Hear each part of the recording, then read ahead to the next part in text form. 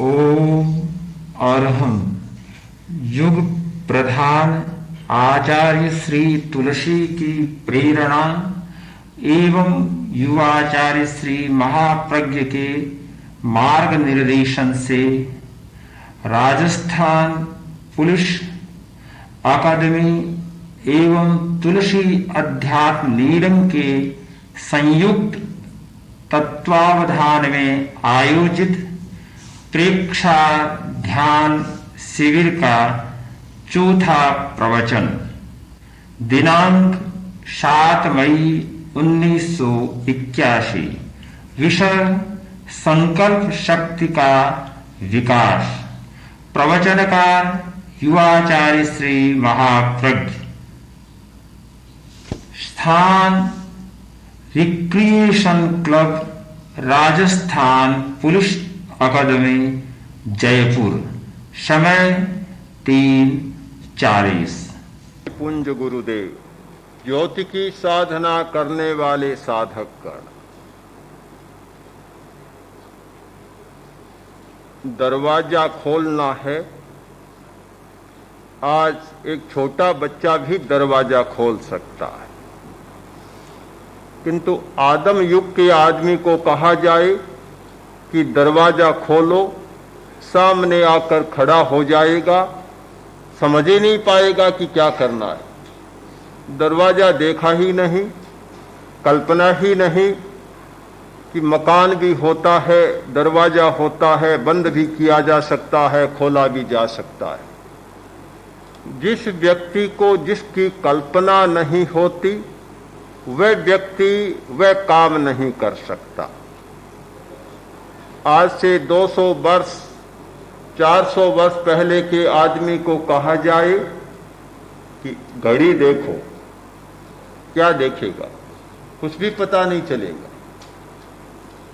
घड़ी वही थी कि रेत नीचे गिर रही है, पानी नीचे गिर रहा है और घंटा बज रहा है।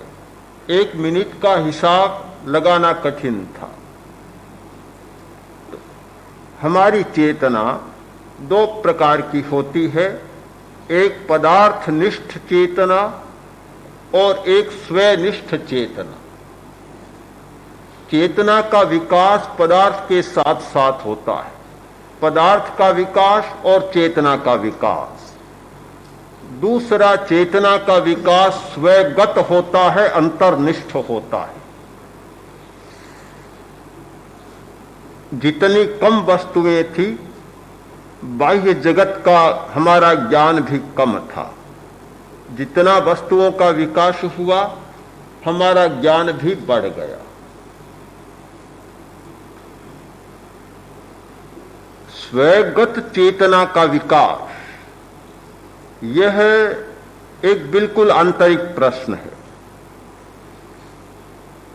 पदार्थनिष्ठ चेतना के लिए चेतना को बदलने की जरूरत नहीं होती, रूपांतरित होने की जरूरत नहीं होती, केवल जानकारी बढ़ाने की जरूरत होती है, आकलन की जरूरत होती है। हमारी शिक्षा ये आकलनात्मक शिक्षा है, बाहर से आकलन कर लेती है, आंकड़े बढ़ जाते हैं, कलेक्टिव है, किंतु भीतर से उसे बदलने की जरूरत नहीं होती।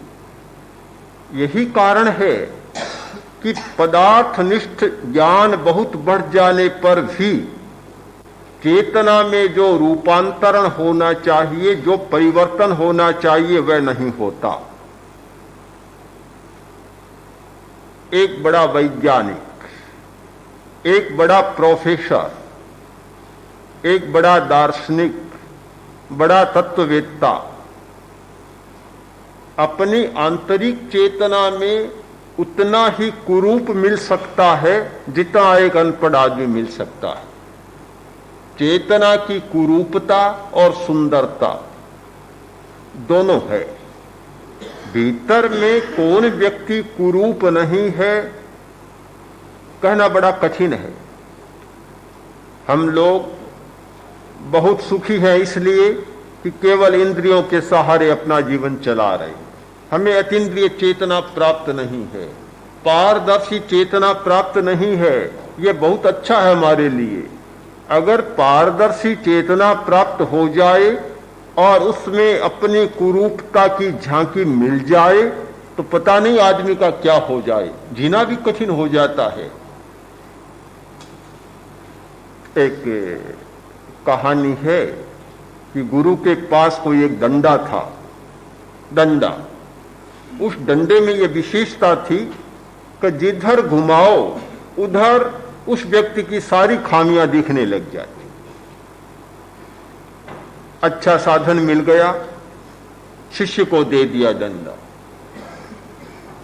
शिष्य कोई भी आता और डंडा उधर कर देता, सब कुरूप ही कुरूप सामने लगते। अब भीतर में कौन कुरूप नहीं है, हर आदमी कुरूप लगता। किसी में क्रोध ज्यादा, किसी में अहंकार ज्यादा, किसी में घृणा का भाव, किसी में ईर्ष्या का भाव, किसी में द्वेष का भाव, किसी में वासना, उत्तेजना। हर आदमी कुरूप लगता। बड़ी मुसीबत, कोई भी अच्छा आदमी नहीं आ रहा है। उसने सोचा गुरुजी को देखूं कैसे हैं, तो गुरु को देखा तो वहां भी कुरूपता दिखाई दी। गुरु के पास गया और बोला कि महाराज आप में भी ये कमी है, ये कमी है, ये कमी है। गुरु ने सोचा ये मेरे पर ही प्रयोग हो गया, मेरे अस्त्र का मेरे पर भी प्रयोग हुआ। बताता गया, कई दिन तक बताता गया। गुरु आखिर गुरु था, उसने कहा अरे डंडे को इधर इधर घुमाते हो, कभी इधर भी घुमाओ, अपनी ओर भी जरा घुमाओ। घुमाया, देखा तो पता चला कि गुरु में तो छेद थे, यहाँ तो बघारे के बघारे पड़े। हाँ, बड़ा असमंजस में पड़ गया। ये अच्छा है, हमारी इंद्रियों की शक्ति सीमित है, बहुत कम सुन पाते हैं, दूर की बात नहीं सुन पाते, बहुत कम देख पाते हैं, पारदर्शी भीतर की बात नहीं देख पाते। बहुत अच्छा है अगर कान की शक्ति बढ़ जाए। आज की दुनिया में इतना कोलाहल है, फिर सोने की बात तो आती ही नहीं, नींद लेने की बात तो समाप्त हो जाएगी। देखने की शक्ति बहुत पारदर्शी बन जाए तो इतने बीभत्स दृश्य हमारे सामने आएंगे कि फिर आदमी का जीना ही मुश्किल हो जाएगा। कुरूपता यह चेतना के भीतर होती है, कुरूपता है। और अच्छा यह हुआ कि हमारी मूर्छा भी है। जहां कुरूपता है वहां हमारा अज्ञान भी है और हमारी मूर्छा भी है। अज्ञान को तोड़ें, मूर्छा को तोड़ें और कुरूपता बनी रहे तो भयानक स्थिति बनती है। यह प्रकृति की कोई ऐसी व्यवस्था है, हमारी मूर्छा भी नहीं टूट पा रही है, हमारा अज्ञान का आवरण भी नहीं टूट पा रहा है, तो कुरूपता भी निभ रही है, बराबर ठीक निभ रही है। अगर वे टूट जाते तो कुरूपता फिर नहीं रह पाती, आदमी अपने आप में बड़ा विचलित और उद्विग्न हो जाता। एक वकील था और वकील की पुत्री बड़ी कुरूप थी, बहुत कुरूप, कोई शादी नहीं करता। सोचा ऐसे आंख वाला तो शादी नहीं करेगा। ऐसे व्यक्ति को खोजा जो अंधा था, अंधे को ब्याह दी। कुछ दिनों बाद एक वैद्य आया और उसने कहा वकील साहब मेरे पास ऐसी दवा है कि मैं अंधे को भी दृष्टि दे सकता हूं। आपका दामाद अंधा है, मुझे आदेश दे, मैं चिकित्सा करूं और उसको दृष्टि दे दूं। वकील ने कहा मेरे दामाद को अंधा ही रहने दो, कुरूप लड़की के पति को अंधा ही रहने दो। आंख हो गई तो तलाक जल्दी हो जाएगा, फिर देरी नहीं लगेगी। अच्छा है कि हमारी कुरूपता चल रही है, हमारी मूर्छा और हमारा आवरण है अज्ञान का, इसलिए। किंतु जब आंख खुलने लगती है, मूर्छा थोड़ी थोड़ी टूटने लगती है, अज्ञान मिटने लगता है, तो फिर कुरूपता का टिकना भी कठिन हो जाता है। इस परिवर्तनशील संसार में, बदलती हुई दुनिया में चेतना का भी परिवर्तन होना जरूरी है, अन्यथा संतुलन स्थापित नहीं रह पाएगा। तो चेतना को बदलने के लिए, अपनी भीतरी कुरूपता को समाप्त करने के लिए बहुत आवश्यक है संकल्प शक्ति का विकास। मनुष्य बदलता है, चेतना परिवर्तित होती है, उसका एक शक्तिशाली माध्यम है संकल्प शक्ति। आज तक जो विकास हुआ है उसमें संकल्प शक्ति का बड़ा योग रहा है। आदि काल से आज तक मनुष्य ने जितनी घाटियां पार की है, जो नहीं था उसे प्राप्त किया है, जितना विकास किया है, उसमें संकल्प शक्ति का बहुत बड़ा योग रहा है। संकल्प शक्ति के सहारे वह बदलता गया, उसके शरीर का आकार बदला है, प्रकार बदला है, इंद्रियां बदली हैं, चेतना बदली है, पूरा विकास होता गया है। इच्छा शक्ति, संकल्प शक्ति और एकाग्रता की शक्ति, ये तीन हमारी बड़ी शक्तियां हैं। ये तीन मनुष्य की दुर्लभ विशेषताएं हैं और इन शक्तियों के आधार पर ही आज तक हम विकास के इस स्थान बिंदु तक पहुंचे। संकल्प शक्ति हमारी एक बहुत बड़ी शक्ति है। कल्पना करना और उस कल्पना को भावना का रूप देना, दृढ़ निश्चय करना। जब हमारी ये कल्पना उठती है और वह कल्पना दृढ़ निश्चय में बदल जाती है, तो हमारी कल्पना संकल्प शक्ति बन जाती है। पहले कल्पना उठती है कि ऐसा हो सकता है, ऐसा होना चाहिए, यह हमारी कल्पना है। कल्पना में उतनी ताकत नहीं होती, उतना बल नहीं होता। जब कल्पना को टूट लगती है, उसकी ताकत बढ़ जाती है। होम्योपैथी दवा के विषय में जानते हैं, पोटेंसी बढ़ती चली जाती है। जैसे जैसे सूक्ष्मता आती है, उसकी क्षमता बढ़ती चली जाती है। आयुर्वेद की दवाओं में होता है, सुना होगा, अभ्रक एक दवा है, बहुत काम लेते हैं आयुर्वेद के वैद्य। 5 पुटी अभ्रक होती है और 1000 पुटी अभ्रक होती है। बहुत मूल्य में अंतर होता है, लाभ में बहुत अंतर होता है। 1000 पुटी अभ्रक बनाने के लिए एक पीढ़ी खप जाती। दादा शुरू करता है तो बेटे के काम आती है, कभी कभी पोते के काम आ जाती है। काफी वर्ष लग जाते हैं, 15-20 वर्ष लग जाते हैं पुट देते देते, किंतु उसकी ताकत बढ़ जाती है। भावना भावित होने पर हर वस्तु की शक्ति बढ़ जाती है। द्रव्य वही होता है, किंतु जैसे जैसे भावना की पुट लगती है, वैसे वैसे उसकी क्षमता बढ़ती चली जाती है। यदि 100 बार पानी को भी मथा जाए तो बिजली बढ़ जाए। पानी को ऐसे किया जाए, क्षमता बढ़ जाएगी। दूध सीधा आयार पी लिया और दूध को 5-10 बार नीचे डाला, फिर एक बर्तन से दूसरे बर्तन में डाला, उसमें भी विद्युत शक्ति बढ़ जाएगी। तो ये भावना और पुट के कारण परिवर्तन होता है। हमारी कल्पना शक्ति जब भावना से पुटित होती है, उसकी क्षमता बढ़ जाती है।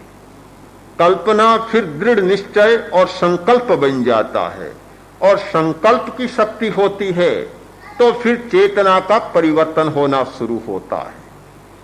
उसके लिए संकल्प शक्ति के अभ्यास के लिए, प्रयोग के लिए पहला करना होता है अस्वीकार की शक्ति का विकास।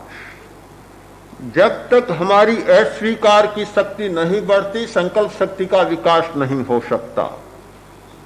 हमारी इंद्रियों की मांग, मन की मांग और परिस्थिति की मांग, इन मांगों को अस्वीकार करने की क्षमता नहीं होती, संकल्प शक्ति का विकास नहीं हो सकता।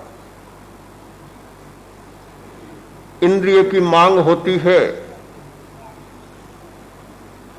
सामने बढ़िया भोजन है, सुस्वादु, जीव को स्वाद देने वाला। इंद्रिय की मांग है कि और खाएं और खाएं और खाएं। अगर अस्वीकार की क्षमता नहीं है तो फिर खाता ही चला जाता है, और खाने का क्या परिणाम होता है वह भी सब जानते हैं। बहुत सारे लोग जिनमें पचाने की क्षमता नहीं, फिर भी बहुत खा जाते हैं, दुख पाते हैं फिर भी खाते हैं। बड़ी आश्चर्य की बात है। क्यों ऐसा होता है? कि उनमें अस्वीकार की क्षमता नहीं है, अस्वीकार नहीं कर पाते।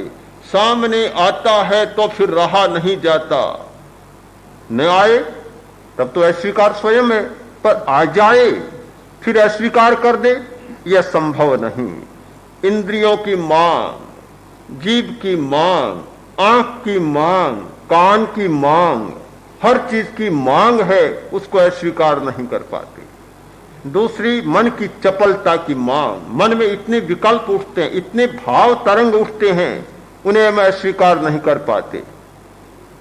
हमारी चपलता के कारण हमारे मस्तिष्क में भावों की तरंगें उठती रहती है, प्रयोजन बस और बिना प्रयोजन भी, आवश्यक और अनावश्यक भाव तरंगें उठती रहती है।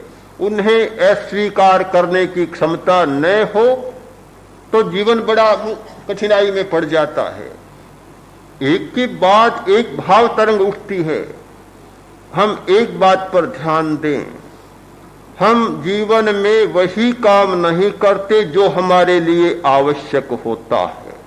यदि आवश्यक काम ही करें तो बहुत सारी समस्याओं से निपट लेते हैं, पर अनावश्यक काम भी बहुत करते हैं। अनावश्यक लालच, अनावश्यक गुस्सा, अनावश्यक बातचीत। यदि जीवन में तुलना करें कि आवश्यकता बस कितना काम करते हैं और अनावश्यक कितना काम करते हैं, हिंसा भी आदमी को करनी पड़ती है आवश्यकता बस। आवश्यक हिंसा कितनी करते हैं और अनावश्यक हिंसा कितनी करते हैं, इस बात का विवेक जाग जाए और यह भेद रेखा स्पष्ट हो जाए कि अनावश्यक काम नहीं करना, तो मैं समझता हूं कि ध्यान का एक प्रयोजन सिद्ध हो गया और वह व्यक्ति जीवन में सफल हो गया जो अनावश्यक काम नहीं करता। किंतु पता चलेगा कि हमारा समय का बहुत बड़ा भाग अनावश्यक कामों में भी बीत जाता है। बहुत अच्छा है किसी का न बीते तो मैं मानूंगा कि बहुत अच्छा आदमी है वह, जो अनावश्यक कामों में अपने समय का उपयोग नहीं करता, केवल आवश्यकता बस करता है। आवश्यकता बस आदमी को बुराई भी कर लेनी पड़ती है। जैसे कल्पना करें, रिश्वत देना बहुत बुरा है, लेना भी बुरा है। स्थिति ऐसी आ जाती है, ये सुनाई हुई बातें आपके सामने बता रहा हूं, आप लोग जानते ही होंगे कि बीमार हॉस्पिटल में भर्ती करना, यात्रा करनी है, जरूरी है जाना, टिकट नहीं मिल रही है, ऐसी स्थितियां हैं। अब ऐसी स्थितियों से निपटना, और रिश्वत के बिना काम नहीं होता। बीमार को अनिवार्यतः भर्ती करना है, अनिवार्यतः यात्रा करनी है, कोई उपाय नहीं, आदमी दे देता है। मैं नहीं कहता कि देना अच्छा है, आप ये न माने, मैं उसका समर्थन नहीं कर रहा हूं बुराई का, पर कभी कभी बुराई करने के लिए भी आदमी विवश हो जाता है, अनिवार्य स्थिति में फंस जाता है। पर क्या सब लोग बुराई करने वाले अनिवार्य स्थिति के कारण करते हैं। ऐसा नहीं करते। अपना स्वार्थ, अपना लालच, अपनी आकांक्षा, अपनी दुर्भावना के कारण करते हैं।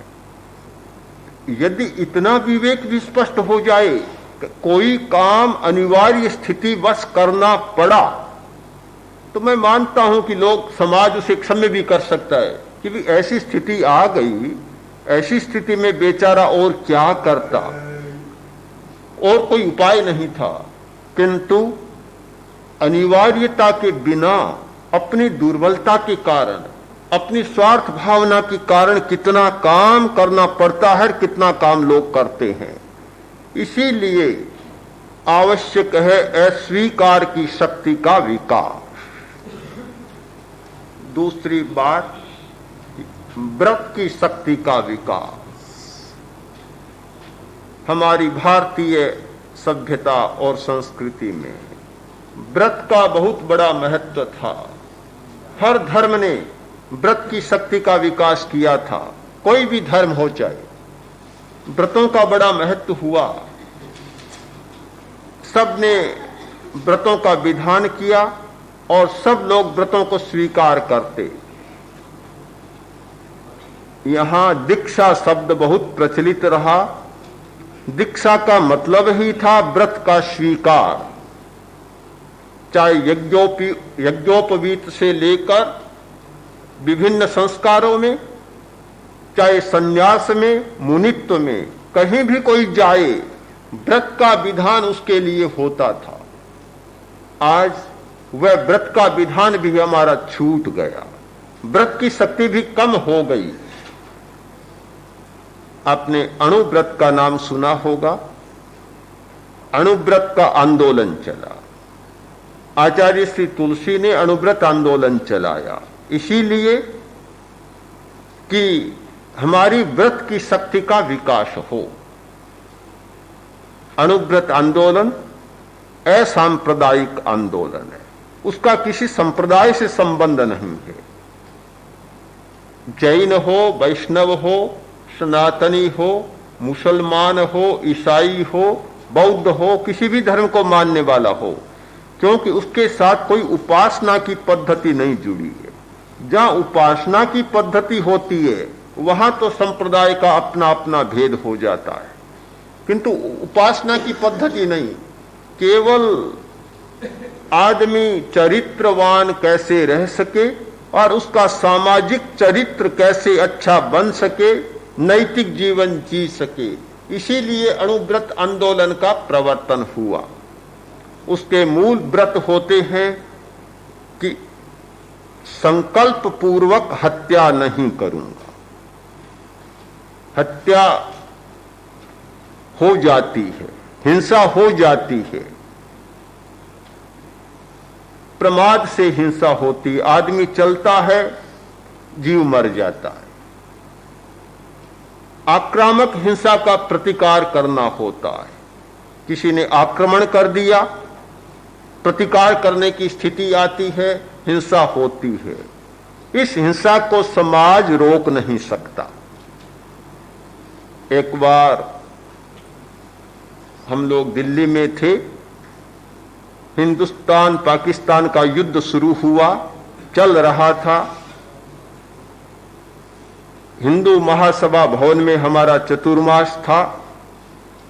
उस समय दिल्ली यूनिवर्सिटी के कुछ प्रोफेसर आए।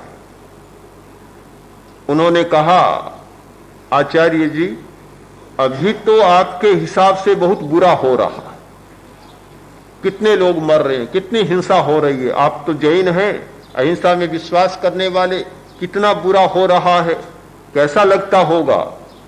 आचार्य श्री ने कहा, मुझे तो कोई कुछ भी ऐसा नहीं लगता, कुछ भी नहीं लगता। क्या लगता? कोई अस्वाभाविक नहीं लगता। ये कैसे? आप तो अहिंसा में विश्वास करते हैं।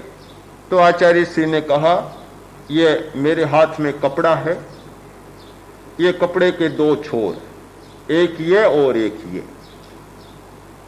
अगर आप परिग्रह को रखते हैं और फिर हिंसा से बचना चाहते हैं तो मैं मानता हूं आपकी कायरता, आपका अज्ञान। जो आदमी परिग्रह रखेगा, संग्रह रखेगा, उसे परिग्रह की सुरक्षा के लिए हिंसा भी अनिवार्यतः करनी पड़ेगी। यदि आप अपरिग्रही हो जाएं और फिर हिंसा करें तो मुझे अटपटा लगे। फिर किस लिए हिंसा करेंगे आप? परिग्रह और हिंसा ये एक ही कपड़े के दो छोर हैं, एक ही वस्तु के दो छोर हैं। कोई संग्रह तो करे, धन का संग्रह करे, मकान का संग्रह करे, पदार्थ का संग्रह करे, जमीन का संग्रह करे और ये कहे कि मैं हिंसा नहीं करता, तो ये मूर्खतापूर्ण बात है, विरोधाभास है। परिग्रही को हिंसा करनी पड़ेगी, अपनी सुरक्षा करनी पड़ेगी। आप अपरिग्रही बन जाएं, सब कुछ छोड़ दें, फिर हिंसा आपके लिए प्राप्त ही नहीं होगी। तो ये परिग्रह और हिंसा कोई दो बात नहीं है। एक भ्रम है कि जैन लोग अहिंसा को परम धर्म मानते हैं। मैं ऐसा नहीं सोचता। मैं ये सोचता हूं कि भगवान महावीर ने अपरिग्रह को परम धर्म कहा था, अहिंसा उसके बाद दूसरे नंबर में। अपरिग्रह होगा तब अहिंसा होगी। जब अपरिग्रह नहीं है फिर हिंसा को रोकने की बात, छोड़ने की बात प्राप्त ही नहीं होती है। परिग्रह के लिए हिंसा होती है, हिंसा के लिए परिग्रह नहीं होता। यह सिद्धांत समझ में आ जाए। आज कितनी ये आर्थिक समस्याएं, सामाजिक समस्याएं सुलझ सकती है, किंतु हमने तो ये मान बैठे कि परिग्रह तो चाहे जितना करो, अहिंसा का व्रत स्वीकार करेंगे। यह संभव नहीं लगता।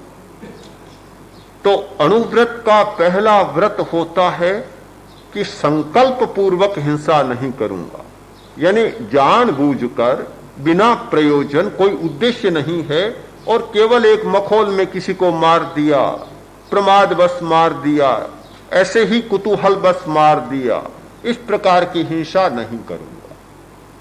उसका एक व्रत है कि जाति भेद, संप्रदाय भेद, लिंग रंग भेद के कारण किसी भी मनुष्य को ऊंचा या नीचा नहीं मानूंगा। मानवीय एकता, मनुष्य जाति एक है, किंतु हमने अपनी मान्यताओं के कारण, अपनी धारणाओं के कारण एक ऐसा भेद बीच में खड़ा कर दिया। किसी आदमी को छोटा मानते हैं, किसी को बड़ा मानते हैं, किसी को अस्पृश्य मानते हैं, छूत और अछूत मानते हैं। इस मान्यता के कारण हमारी मानव जाति में बहुत बड़े विग्रह पैदा हुए हैं। यह सांप्रदायिक भेद और जातीय भेद ने समाज का बड़ा अहित किया है। इस प्रकार के 11 व्रत हैं अणुव्रत में, जो एक मानव जाति और मानव समाज के लिए बहुत कल्याणकारी है। मिलावट नहीं करना, दहेज का प्रदर्शन नहीं करना, रुपए पैसे लेकर वोट नहीं देना, ये सारे के सारे व्रत हैं। तो व्रत बहुत छोटे छोटे लगते हैं, किंतु इन छोटे छोटे व्रतों के द्वारा हमारी संकल्प शक्ति का विकास होता है। अस्वीकार की शक्ति और व्रत की शक्ति। संकल्प शक्ति को विकसित करने का तीसरा उपाय है नियमितता। नियमितता। आप एक छोटा सा प्रयोग करें कि जो आपका इष्ट मंत्र हो, अलग अलग हो सकता है। इतने लोग बैठे हैं, मैं आपको कोई मंत्र नहीं बताऊंगा। जो आपका इष्ट हो और जिस पर आपका विश्वास हो, उसको आप एक निश्चित स्थान में, निश्चित समय में प्रतिदिन दोहराएं। एक वर्ष प्रयोग कर देखें कि आपकी संकल्प शक्ति कितनी बढ़ जाती है। ठीक वही समय और वही स्थान, निश्चित देश और निश्चित काल, उसका प्रयोग करें। स्वयं अनुभव होगा कि मेरी आंतरिक शक्ति, क्षमता और संकल्प की शक्ति कितनी बढ़ गई। जो सोचता हूं वही काम अब कर लेता हूं। ये वचन सिद्धि का बहुत बड़ा उपाय है। हमारे यहाँ वचन सिद्धि की सिद्धि रही है कि मुंह से जो बात निकल जाती है वह बात हो जाती है।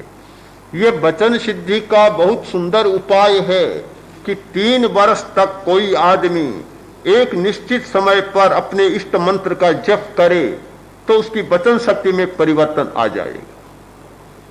हमारी चेतना बदलती है, भीतर से कुछ बदलता है, ऐसा परिवर्तन शुरू होता है। देश और काल की नियमितता,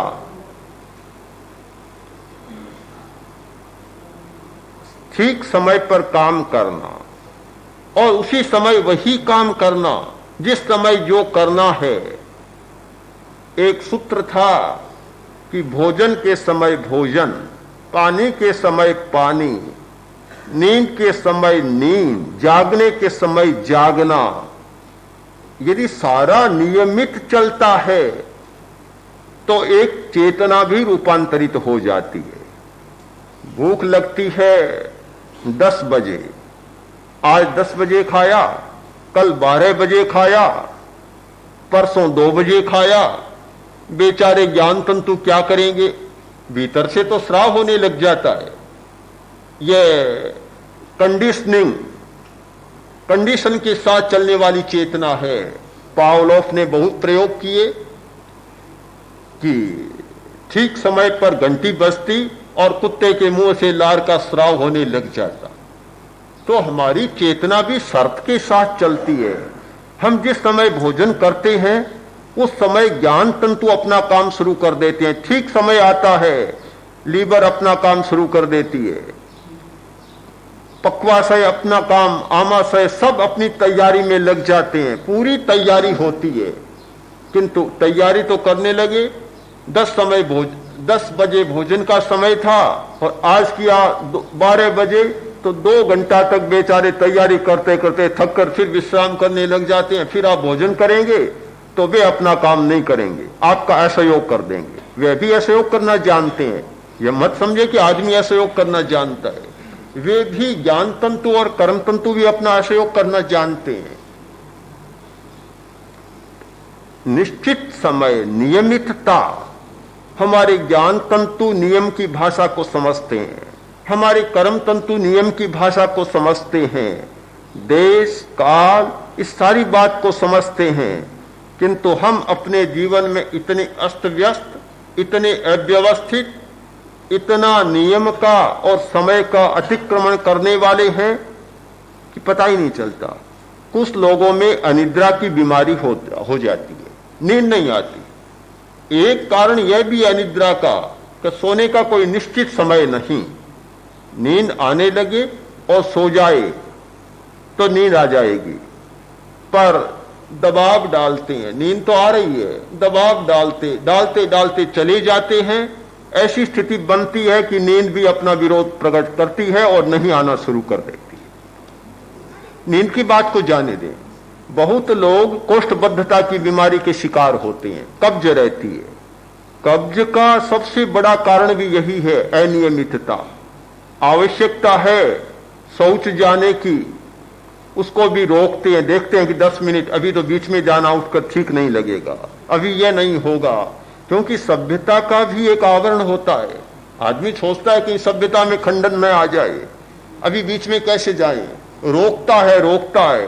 तो जो ज्ञान तंतु सक्रिय होते हैं, अपना काम करना चाहते हैं, आप 10 बार ऐसा करें तो 11वीं बार वे भी कहेंगे अब तुम भी देखो क्या होता है, मजा देखो हमारा। आदमी में प्रतिरोध की भावना होती है, तो वे भी फिर अपना काम करना, अपना संदेश देना बंद करने लग जाते हैं और धीरे धीरे कोष्ठबद्धता बढ़ने लग जाती है। नियमितता का बहुत बड़ा महत्व होता है संकल्प शक्ति के विकास में। संकल्प शक्ति के विकास के लिए 3 बातें बहुत आवश्यक हैं। इंद्रिय विजय, कष्ट सहिष्णुता और मन की एकाग्रता। जिस व्यक्ति में ये 3 बातें नहीं होती उसकी संकल्प शक्ति टूट जाती है। एक आदमी संकल्प करता है कि मैं ऐसा नहीं करूंगा, पर इंद्रियों पर काबू नहीं, बस कोई भी चीज सामने आई और तत्काल संकल्प धरा रह जाएगा, टूट जाएगा। बीमार आदमी सोचता है कि इस चीज से मुझे बड़ा कष्ट हुआ, कल मैं यह नहीं पीऊंगा, यह नहीं खाऊंगा, किंतु सामने आया, कल की बात कल ही रह गई, आज की बात नहीं बनी, क्योंकि इंद्रियों पर संयम नहीं है। तो संकल्प शक्ति के विकास की पहली शर्त है इंद्रियों पर संयम। दूसरी बात, कष्ट सहिष्णुता। थोड़ा सा कष्ट आया और संकल्प टूट गया। कष्ट सहिष्णुता जिसमें नहीं होती उसकी संकल्प शक्ति मजबूत नहीं बन सकती। तीसरी बात, मन की चपलता। संकल्प किया पर मन इतना चपल होता है कि एक मन में तरंग उठी और बस बात समाप्त हो जाती है। ये तीन बातें होती है तो संकल्प शक्ति का विकास हो सकता है और बहुत अच्छा हो सकता है। संकल्प शक्ति के विकास के लिए एक और महत्वपूर्ण प्रयोग है सुझाव का, सजेशन, ऑटो सजेशन। बहुत महत्वपूर्ण प्रक्रिया है। पश्चिम के लोगों ने एक चिकित्सा की प्रणाली का विकास किया, ऑटोजेनिक चिकित्सा पद्धति। ऑटोजेनिक चिकित्सा पद्धति में स्वतः प्रभाव डालने वाली बात होती है। वे कल्पना करते हैं और कल्पना के सहारे वैसा अनुभव करने लग जाते हैं। ये ऑटोजेनिक प्रणाली, इसे योग की भाषा में, भारतीय भाषा में भावनात्मक प्रयोग कहा जा सकता है। हमारे यहां भावना का प्रयोग चलता था कि हम वैसा अनुभव करें। यह हाथ, आप भावना का प्रयोग करें कि ऊपर उठ रहा है, अपने आप उठेगा और आपके सिर पर लग जाएगा। आप उठाने का प्रयत्न नहीं करेंगे, अपने आप उठेगा और यहां लग जाएगा। आप भावना करें कि हाथ भारी हो गया है,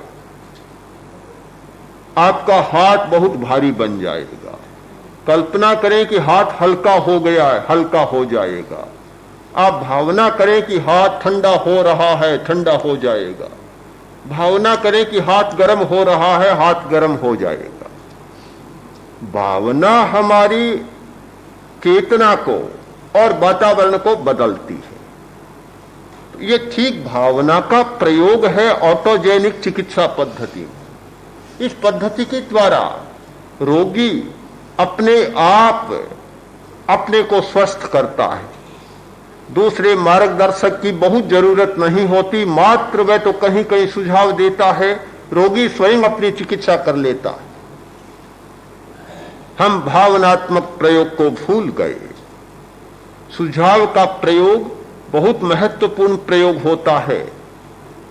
एक आदमी जो पीड़ित है किसी भी अवयव से, घुटने का दर्द, कमर का दर्द, गर्दन का दर्द, ये तीन स्थान बहुत ज्यादा दर्द के भारतीय लोगों के बहुत होते हैं। घुटनों में भी दर्द होता है, कटी में दर्द होता है और गर्दन में दर्द होता है। ये खास स्थान है, दर्द है। शरीर पेक्षा का प्रयोग कर रही हैं, उसको देख रहे हैं। इसके साथ भावना का प्रयोग करें। जहां दर्द है वहां हाथ टिका दें, अंगुली टिका दें,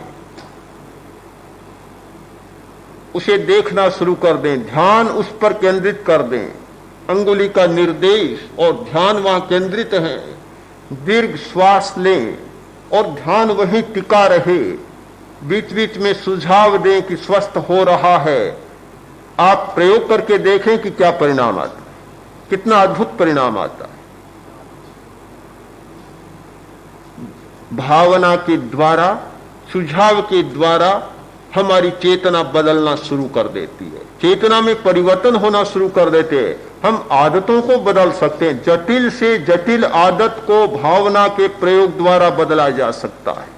जिस आदत को बदलने में हजारों उपदेश और हजारों शिक्षाएं काम नहीं करती। भावना के प्रयोग के द्वारा व्यक्ति स्वयं बदल सकता है और अपनी चेतना को एकदम नए ढांचे में ढाल सकता है। आप जिस बात का प्रयोग कर रहे हैं, मैं फिर साफ कर देना चाहता हूं कि आपके मन में भ्रम न रहे। यह कोई सांप्रदायिक प्रयोग नहीं है, यह स्पष्ट होना चाहिए। जब तक मन से यह गांठ नहीं निकलेगी तब तक आप उसका लाभ नहीं उठा पाएंगे। यह शुद्ध आध्यात्मिक प्रयोग है। श्वास का प्रयोग, क्या श्वास का भी किसी संप्रदाय से संबंध है क्या? यह भी सांप्रदायिक है। अपने शरीर को देखना भी क्या किसी संप्रदाय से इसका संबंध है?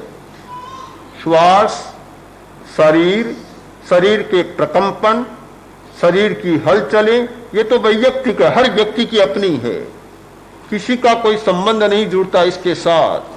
ऐसे शुद्ध साधन है कि नितांत वैयक्तिक साधन। एक आदमी आपके पुलिस कर्मियों में से दीर्घ श्वास लेता है और एक छोटा श्वास लेता है, तो क्या जिसने दीर्घ श्वास लिया उसका लाभ दूसरे को, पास में बैठे व्यक्ति को मिल जाएगा? नहीं मिलेगा। बाप लंबा श्वास लेता है, भावना का प्रयोग करता है, चेतना को बदलता है, तो क्या बेटे की भी बदल जाएगी? बाप बेटे की भी नहीं बदलती। यह तो नितांत वैयक्तिक प्रयोग है। जो व्यक्ति करता है उसको लाभ मिल जाता है, नहीं करता है उसे नहीं मिलता। मैं तो दबाव नहीं देता कोई करे या न करे, करने वाले की इच्छा है, अपनी इच्छा है। हम क्यों थोपे, क्यों दबाव दे कि करना ही होगा? अपनी इच्छा है, जिसको लाभ उठाना है करे, जिसे लगता है कि मुझे कोई लाभ नहीं उठाना, मुझे नहीं बदलना, सोवार खुशी है कि न करें, किसी को कोई आपत्ति नहीं हो सकती। आध्यात्मिक प्रयोग में परतंत्रता नहीं होती, दबाव नहीं होता और बाध्यता नहीं होती कि तुम्हें यह करना ही पड़ेगा। एक यूनिफॉर्म आपको है तो आप पर दबाव होता है कि जब आप परेड में जाएंगे तो आप उसी यूनिफॉर्मिटी के साथ, यूनिफॉर्म के साथ जाएंगे।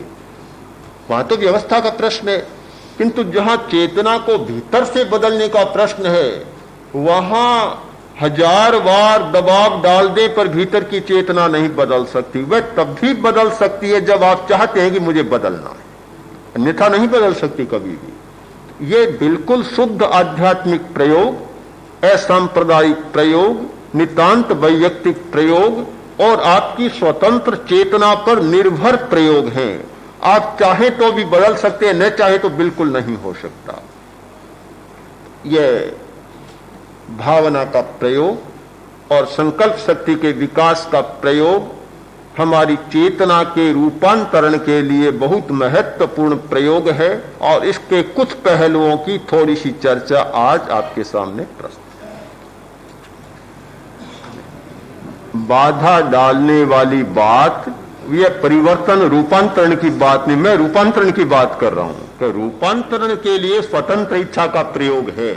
अब कोई आदमी सड़क के बीच में आकर बैठ जाए और कहे मेरी स्वतंत्र इच्छा है, मैं तो यहां बैठा रहूंगा, तो फिर मोटर वाला भी सोचेगा कि कुचलना भी मेरी इच्छा है। वहां यह बात नहीं, मैं बात कर रहा हूं भीतरी चेतना के बदलने की, कि भीतरी चेतना स्वतंत्र चेतना से ही बदली जा सकती है, स्वतंत्र इच्छा की। और जहां एक दूसरे के लिए बाधा व्यवधान का प्रश्न है, वहां फिर वह चेतना के रूपांतरण की बात न होकर फिर वह तो व्यवस्था की बात बन जाती है। अब कल्पना करें कि एक आदमी किसी के घर में घुस जाए और किसी की चीज उठा ले, कोई दूसरा के मालिक का भी क्यों उठा रहा है? स्वतंत्रता है, मेरी स्वतंत्रता, चेतना की स्वतंत्रता है, इच्छा की स्वतंत्रता है और चेतना पर किसी का दबाव नहीं हो सकता, तो वे ठीक है। पीटना शुरू करेगा, अरे क्यों पीट रहे हो? कि मेरी स्वतंत्रता है, इच्छा है मेरी। तो जहां ये व्यवस्था का प्रश्न होगा वहां तो फिर एक की स्वतंत्रता है तो फिर दूसरे की भी स्वतंत्रता होगी। किंतु जहां आंतरिक परिवर्तन की बात कर रहा हूं कि भीतर से बदलना किसी के बस की बात नहीं। हजार दंड दे दें, जेल में डाल दें, फांसी की सजा भी दे दें, फिर भी कहा जाए कि भीतर से बदल गया, नहीं चाहेगा तो बिल्कुल नहीं बदलेगा, बदलेगा ही नहीं। तो दो बातें हमारे सामने साफ हैं कि एक आंतरिक चेतना का परिवर्तन और एक व्यवस्थात्मक चेतना का परिवर्तन। तो व्यवस्थात्मक चेतना का परिवर्तन तो व्यवस्था की दृष्टि से होता है और इसीलिए दंड शक्ति का विकास हुआ है, क्योंकि जहां समाज है और सब प्रकार के लोग होते हैं वहां दंड शक्ति का भी अपना एक मूल्य होता है, अपना एक स्थान होता है। किंतु जब हम ये बात करें कि हमारी आंतरिक चेतना बदलनी चाहिए तो वहां फिर हमारे साधन दूसरे होंगे। इस सच्चाई को भी हम न भूलें कि ये सब अनुभव करते हैं कि केवल दंड शक्ति के विकास पर समाज को हाँका जा सकता है पर ऊंचा नहीं उठाया जा सकता। और इसीलिए आज सारे संसार में भीतर एक परिवर्तन के प्रयोग चल रहे हैं। जो लोग धर्म को नहीं मानते, साम्यवादी हैं विचारधारा से, वे भी ब्रेन वॉशिंग का प्रयोग करते हैं। ब्रेन वॉशिंग क्या है? ये हृदय परिवर्तन की ही तो एक सदृश प्रक्रिया है कि मस्तिष्क की धुलाई कर दी जाए जिससे ये विचार इसका छूट जाए। तो हर आदमी, हर राष्ट्र इस बात को अनुभव करता है कि केवल दंड शक्ति के विकास पर, दंड शक्ति के सहारे पशुओं को जैसे हाँका जाता वैसे समाज को हाँका जा सकता है, पर एक उन्नत समाज बनाने के लिए दंड शक्ति के साथ साथ आंतरिक शक्ति का विकास भी होना चाहिए। ठीक है कि वह जहां हर व्यक्ति समाज की व्यवस्था के साथ जुड़ा हुआ है, चाहे व्यापारी हो, राज्य कर्मचारी हो, सैनिक हो, पुलिस का कर्मी हो, कोई भी हो, हर व्यक्ति व्यवस्था के साथ जुड़ा हुआ है। ध्यान करने का मतलब यह नहीं होता कि वह अपनी व्यवस्था का भंग करेगा, उसे और अधिक दक्षता के साथ निभाएगा। यानी ध्यान से हमारी एफिशिएंसी बढ़ती है, दक्षता बढ़ती है, कम नहीं होती। तो अगर किसी व्यवस्था को तोड़ने का प्रश्न हो तब तो सारी भी गड़बड़ हो जाएगी, फिर तो समाज चल ही नहीं पाएगा। तो जो व्यक्ति जिस क्षेत्र में है वह उस व्यवस्था का तो पालन करेगा, उसमें कोई फर्क नहीं। अब यह रहा, यह है आपके आंतरिक परिवर्तन का, वैयक्तिक परिवर्तन का प्रश्न। इससे एक लाभ होगा कि दृष्टिकोण बदलेगा, हमारा व्यवहार बदलेगा और आचरण बदलेगा। उसका पहला लाभ तो व्यक्ति को स्वयं को मिलेगा और जब व्यक्ति लाभान्वित होता है तो उसका लाभ समाज को भी मिलता है। मैं समझता हूं दोनों में कोई विरोध नहीं है, प्रत्युत दोनों में और अधिक लाभ हो सकेगा। हम तो ये मानते हैं कि आंतरिक चेतना जितनी उन्नत होती है दायित्वों का निर्वाह उतना अच्छा होता है। जिसकी आंतरिक चेतना नहीं होती वह आगे तो बहुत सावधान होता है, बहुत अच्छा काम करता है, जहां पीछे हुआ अंधेरे में गया सारे नियम समाप्त हो जाते हैं। आप ध्यान दें एक सूत्र पर, आध्यात्मिक व्यक्ति आगे पीछे एक जैसा होता है और नितांत व्यावहारिक व्यक्ति आगे तो एक रूप रखता है और पीछे दूसरा रूप रखता है। तो व्यावहारिक आदमी के दो रूप होते हैं।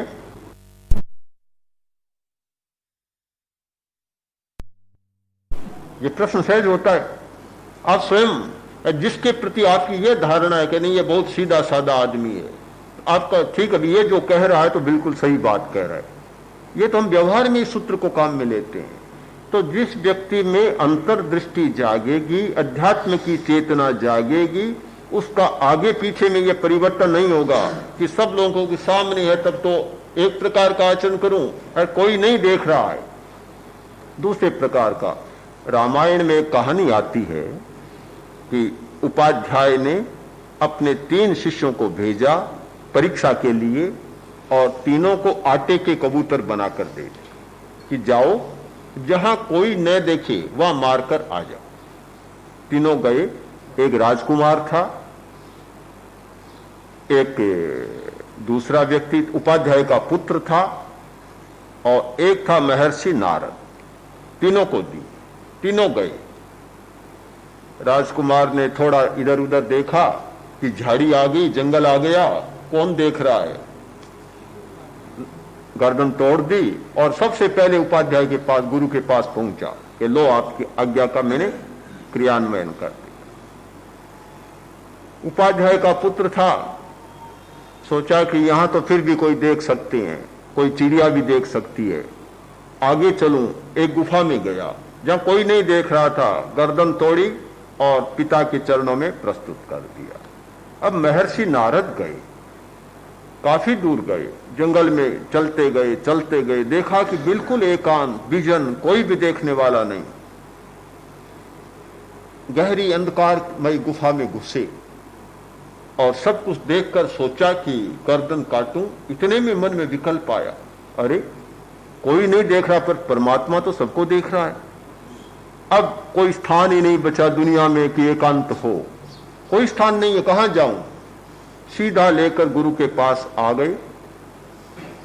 गुरु ने कहा, देखो इन दोनों ने मेरी आज्ञा का पालन किया, तुमने मेरी आज्ञा का पालन नहीं किया, क्या कोई एकांत स्थान मिला नहीं तुझे? नहीं मिला। बोला कि गुरुदेव बहुत प्रयत्न किया, गया, एकांत में गया, कोई नहीं था, वहां गया, देखा और मारने की तैयारी करने लगा। इतने में विचार आया कि परमात्मा तो सब जगह देखता है। अब आप बताएं कि कौन सा स्थान बचा जो एकांत होता? कोई नहीं, आपका आदेश था कोई नहीं देखे, भगवान देखता है, फिर कोई नहीं देखे, ये बात कहां होगी? इसलिए मैं असमर्थ हूं आपकी आज्ञा का पालन करने के लिए। अब आप तुलना करें, एक आदमी केवल व्यवहार के धरातल पर जीता है, वह सोचता है कोई नहीं देखता है, वह सब कुछ चल सकता है, न कानून काम देता, न नियम काम देता, न व्यवस्था काम देती। कौन दे? कोई नहीं देखता, किसी को पता नहीं। सारे अपराध, सारे पाप ये एकांत में होते हैं। एकांत बड़ा खतरनाक है इस दृष्टि से, अंधकार में होते हैं, कोई नहीं होता, वहां होते हैं। किंतु जिसकी आध्यात्मिक चेतना जाग जाती है उसके लिए एकांत समाप्त हो जाता है, फिर कोई एकांत नहीं रहता उसके लिए। वह सोचता है कि चाहे 1000 आदमियों के सामने करूं, चाहे अकेले में करूं, आखिर इस दुष्कर्म का परिणाम स्वयं मुझे भुगतना पड़ेगा। बस सारी बात समाप्त हो जाती है। तो ये दोनों में बहुत अंतर आता है। इसलिए मैं ये मानता हूं कि ये पुलिस कर्मियों के लिए अपनी व्यवस्था से स्खलित होने की बात नहीं, किंतु व्यवस्था के प्रति और अधिक दुगुनी शक्ति के साथ काम करने की बात आती है। अब तक जो व्यवस्था के साथ करते थे और अब अपनी आंतरिक चेतना के साथ और जुड़ते हैं, तो कितनी एक दक्षता आती है और कितना विकास भी हो सकता है। इसलिए मुझे इसमें कोई कठिनाई नहीं लगती। बात यह है कि हम लोग तो कब कब आपको मिलेंगे, आपकी ट्रेनिंग में आपके द्वारा ही चले। हम तो यही चाहते हैं कि आपकी ट्रेनिंग के साथ जैसे व्यवस्था की बात जुड़ी हुई है, वैसे आंतरिक चेतना को और नैतिक चेतना को जगाने वाली ट्रेनिंग भी जुड़ जाए और वह आप लोगों के द्वारा ही संचालित हो। यही इष्ट है और यही होना चाहिए। अब ये सारा कैसे होगा, ये तो सारा अब तंत्र का सोचने का विषय, क्योंकि तंत्र भी इसके साथ जुड़ा हुआ है, तो ये तो उसका विषय है। पर हम यही चाहते हैं कि इस शिविर में से ऐसे निदेशक या प्रशिक्षक निकले कि वे और अपना अभ्यास करें और फिर और लोगों को भी वे तैयार कर सके, उन्हें प्रशिक्षण दे सके। ये तो ठीक बात है। एक घटना है गुजरात की। गुजरात में जो बनराज और उसका राज्य बहुत शक्तिशाली राज्य रहा है, उसमें सेनापति था एक जैन। राजा बाहर गया हुआ था और पीछे से शत्रु ने आक्रमण कर दिया। तो रानी तैयारी करने लगी। सेनापति ने कहा आप चिंता न करें, कोई चिंता की बात नहीं, सब ठीक होगा। तो सेनापति पूरी सेना के साथ युद्ध स्थल में गया। योग ऐसा मिला कि उस दिन पाक्षिक का दिन था, यानी अमावस्या या पूर्णिमा का। और पाक्षिक के दिन जैन लोग प्रतिक्रमण करते हैं, जैसे वैष्णव लोग संध्या करते हैं, सनातनी लोग, वैसे जैन लोग प्रतिक्रमण कहते हैं, उस प्रतिक्रमण करते हैं। तो प्रतिक्रमण कर रहा था सेनापति। उस प्रतिक्रमण में यह आता है कि एक इंद्रिया बे इंद्रिया ते इंद्रिया, एक इंद्रिय जीवों की हिंसा की हो तो मिच्छामि दुक्कड़म, द्विंद्रिय जीवों की हिंसा की हो तो मिच्छामि दुक्कडम। तो आसपास के जो सहायक सेनापति और दूसरे सैनिक थे उन्होंने सुना कि जो कहता है कि एकेंद्रीय जीवों की, वनस्पति की, चींटी की, कीड़ों की, मकोड़ों की हिंसा की हो तो मिच्छामि दुक्कडम, वह क्या लड़ेगा, क्या होगा। रानी के पास पहुंचे कि वहां तो स्थिति यह है। रानी ने बुलाया, सेनापति को बुलाकर कहा कि यह शिकायत है आपकी।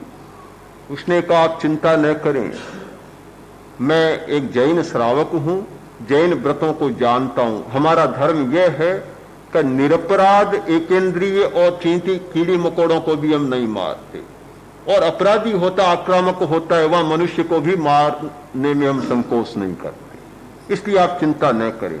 तो यह दृष्टि हर व्यक्ति के सामने साफ है कि जो व्यक्ति तैयार होंगे, जहां तक निरपराधी का प्रश्न है उनमें यह अनावश्यक हिंसा वाली बात तो छूट जाएगी कि निरपराध है उसके प्रति वे उतने ही मतलब बिल्कुल बचने वाले होंगे, और जहां अपराध का, व्यवस्था का, दायित्व का, कर्तव्य का प्रश्न है वहां उनमें वही बात रहेगी। तो इसलिए मुझे लगता है यह कोई उलझन की बात नहीं।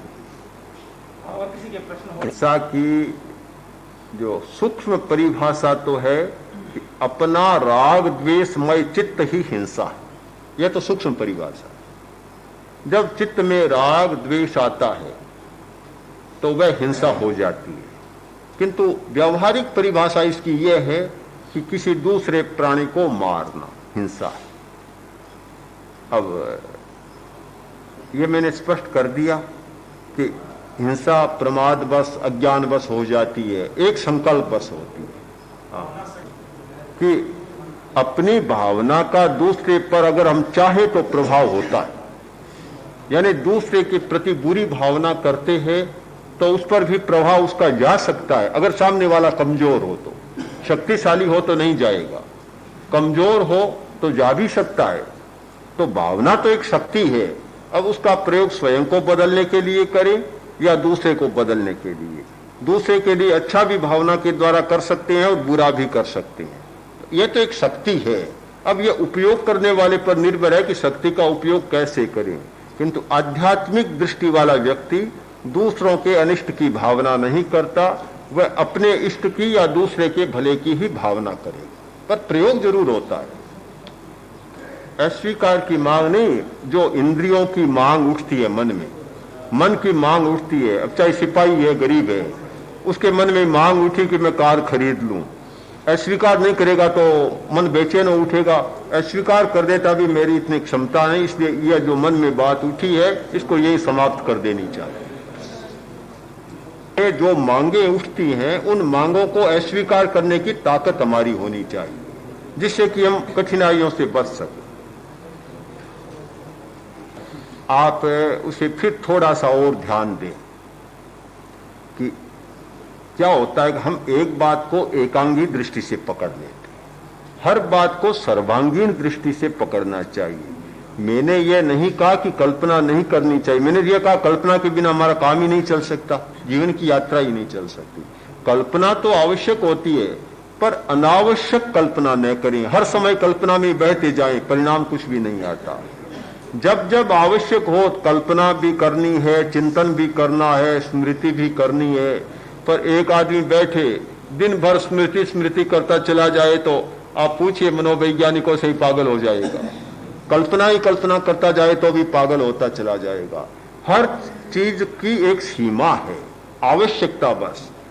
ये जो मैं कह रहा हूं कि संकल्प का प्रयोग करें, कल्पना का करें, यह भी जिस समय जिसकी आवश्यकता है। यह नहीं कि 24 घंटा संकल्प करें तो दिमाग भी बेकार हो जाएगा। तो आप इस बात को समझ लें कि प्रत्येक वस्तु का नियामक तत्व होता है, संकल्प सीमा होती है। जैसे आप परेड करते हैं, आवश्यक आपके लिए, आपको बिल्कुल ताजगी में रहने के लिए, स्फूर्ति में रहने के लिए आवश्यक है। अगर ऐसा कोई कर दे कि 24 ही घंटा 1 महीने तक परेड ही करनी है तो फिर कैसे होगा? सीमा है ना, कि घंटा भर करे, 2 घंटा करे, 4 घंटा करे, आखिर तो एक सीमा होगी। तो यह सब सीमित बात है बस।